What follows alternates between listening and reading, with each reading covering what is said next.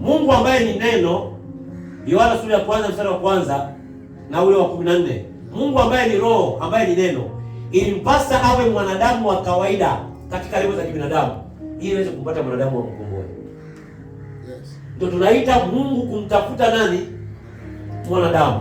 Kwa hiyo Mungu ambaye ni roho, ambaye ni neno, alipovaa mwili wa kibinadamu, akafa, akazikwa, akafufuka, ilikuwa ni process, ni taratibu za Mungu kumtafuta mwanadamu.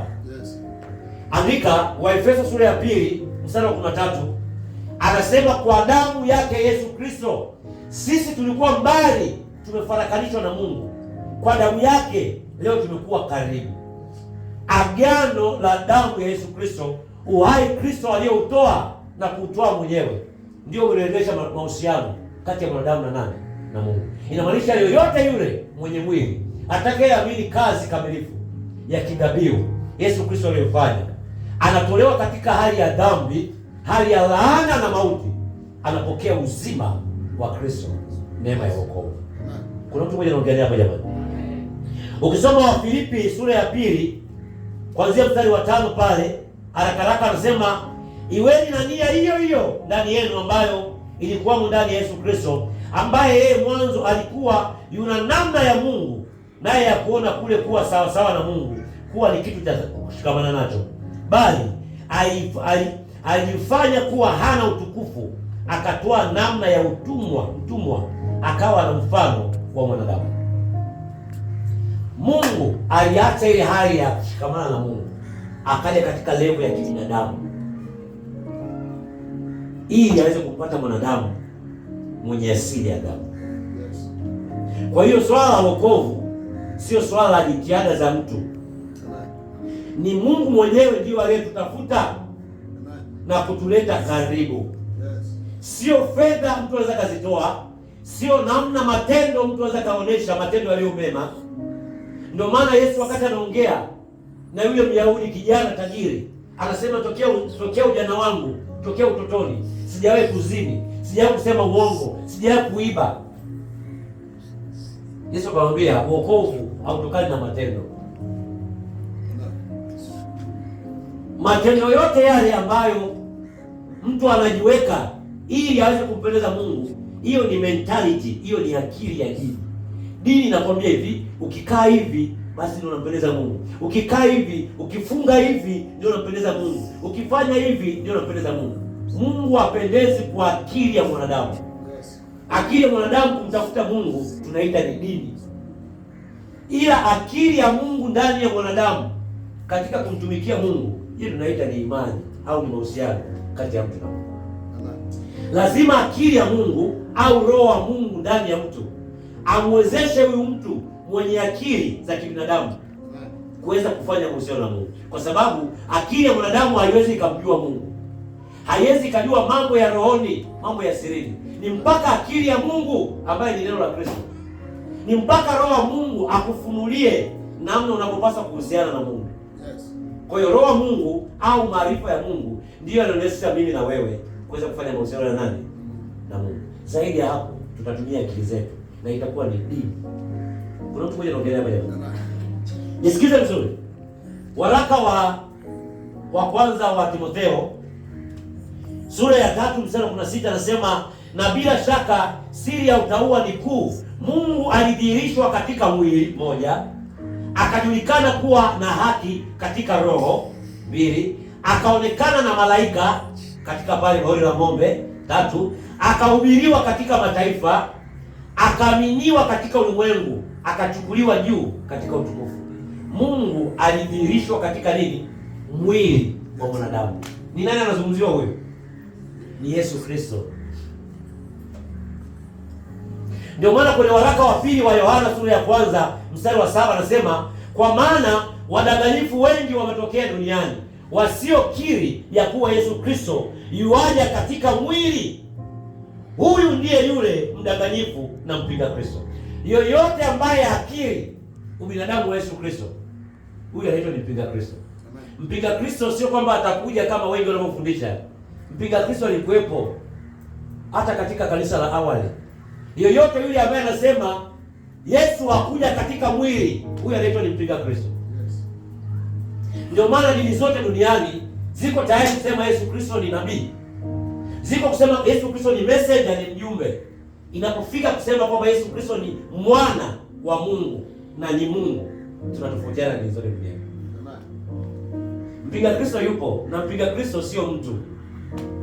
Mpinga Kristo ni roho iliyoko ndani ya watu inaopinga Mungu aliyovaa mwili akakomboa wanadamu, ambaye ni Yesu Kristo.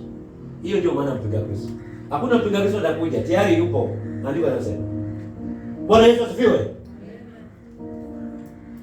Biblia inasema katika kitabu cha Yakobo sura ya 4 mstari wa 8, anasema mkaribieni Mungu naye atawakaribia ninyi. Itakaseni mikono yenu enyi wenye dhambi, na kuisafisha mikono yenu enyi wenye nia mbili, wenye akili mbili mbili. Nia mbili maana nini? Unamtaka Mungu, unataka kumtaki, unataka dunia. Unataka mambo ya Mungu, unataka mambo ya dunia. Unataka Mungu. Ni mtu kuwa na nia ngapi? Mbili.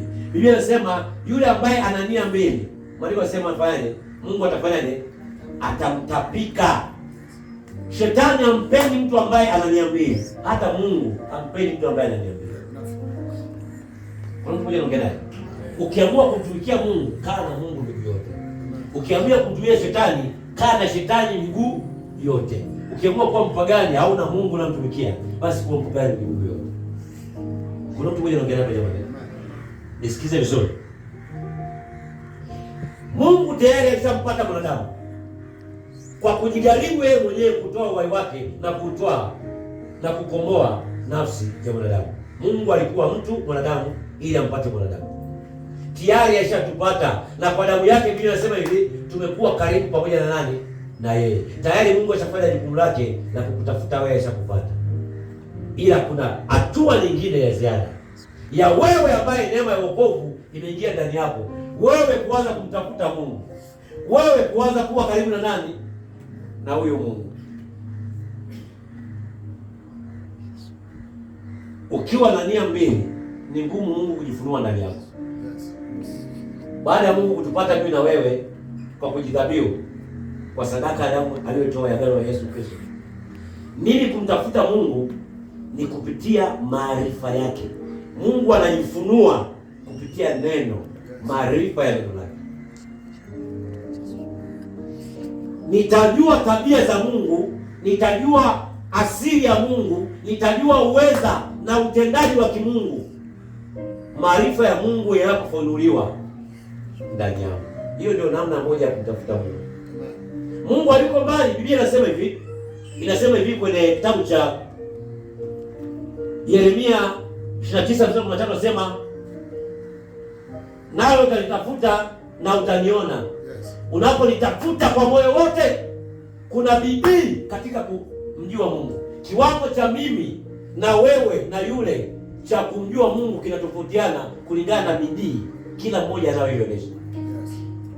Haiwezekani mtu anakesha usiku, anajitahidi kufungua Biblia, kusikiliza mahubiri, kujifunza, kuandika, kuuliza maswali, kuelekezwa, akawa sawa sawa na mtu ambaye hajishughulisha na jambo lolote hili, ambaye anasikiliza bongo flava na singeli na mapiano. Haiwezekani hawa watu wakawa na kiwango kimoja cha sura ya Mungu na tabia ya Mungu ndio jifunua ndani yao.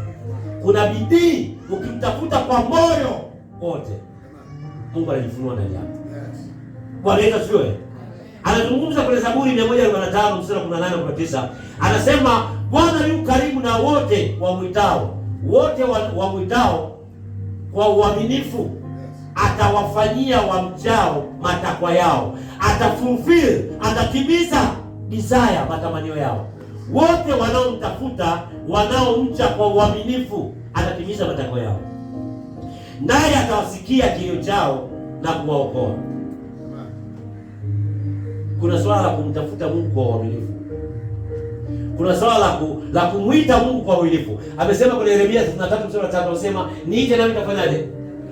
Nitaitika. Nami nitakuonesha mambo magumu na makuu. Mungu haendelee kujifunua kwenye maisha ya mtu asipoona bidii ndani ya moyo.